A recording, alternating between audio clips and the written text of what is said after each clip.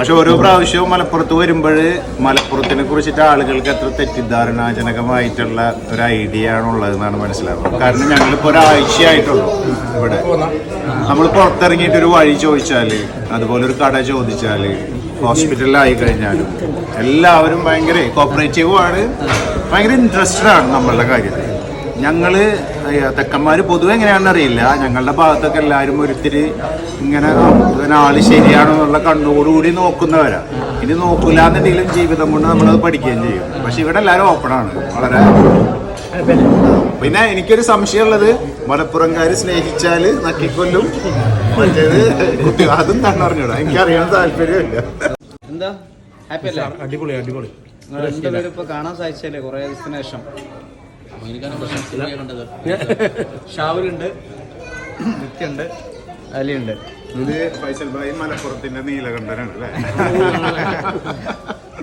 നീലകണ്ഠനും കൂട്ടരും എപ്പോ നോക്കിയാലും ഉണ്ടാവും കൂടെ ആളുകൾ. ഓക്കെ, സന്തോഷം അല്ലേ? ഹാപ്പിയാണ് ഫൈസൽ ഭായും ടീമും. അപ്പൊ ഫൈസൽ ഭായിനെക്കാട്ടിയും കൂടുതലും നമുക്ക് ഷാവുലും നിത്യനും സുധാകരനും ഇവരൊക്കെ ബന്ധായി. ബോയിൻ ബ്ലാക്ക് ചാനലിൻ്റെ ബഷീർ ഭായി, അതേപോലെ തന്നെ പ്രിയപ്പെട്ട മൊയ്നൂക്കയും കോട്ടക്കലിൽ എന്നെ കാണാൻ വന്നപ്പോൾ നമ്മൾ കോട്ടക്കലിൻ്റെ ഒരു സ്നേഹം, ഒരു ചായ കുടിക്കാൻ അല്ലെങ്കിൽ ഒരു ഭക്ഷണം കഴിക്കാൻ, എൻ്റെ ഭക്ഷണം കഴിക്കാനും കൊണ്ടുപോയതാണ്. നല്ലൊരു ഈവനിങ് ആയിരുന്നു. അപ്രതീക്ഷിതമായി ഈ ബഷീർ ഭായ് പറഞ്ഞ പോലെ തന്നെ മലപ്പുറം വേറെ ലെവൽ തന്നെയാണ്. അതിൻ്റെ ഒരു തെളിവ് എന്താ പറയുക, ഞങ്ങളിങ്ങനെ ഭക്ഷണം കഴിച്ച് കൊണ്ടിരിക്കുമ്പോൾ അപ്പുറത്തെ ടേബിൾ ഉണ്ടായിരുന്ന കുവൈത്തിലെ ബിസിനസ്സുകാരൻ മുസ്തഫ സാഹിബ് ഞങ്ങളുടെ വീഡിയോ ഒക്കെ തിരക്കിനിടയിലും എപ്പോഴും ഇഷ്ടമുള്ള ഒരാളാണെന്ന് പറഞ്ഞു. പിന്നെ ഞങ്ങൾ കൂടെ ജോയിൻ ചെയ്യുന്നു. അപ്പുറത്ത് അദ്ദേഹത്തിൻ്റെ ഫാമിലി ഒക്കെ ഉണ്ടായിരുന്നു. പിന്നെ അദ്ദേഹം പറഞ്ഞ്, ഇന്ന് എൻ്റെ വക നിങ്ങൾ അത് സ്വീകരിക്കണം, ഇതെൻ്റെ വകയാണ് ഇന്നത്തെ ഭക്ഷണം എന്ന് പറഞ്ഞപ്പോൾ ഞങ്ങൾക്ക് വേറൊന്നും മറുത്തൊന്നും പറയാൻ സാധിച്ചില്ല.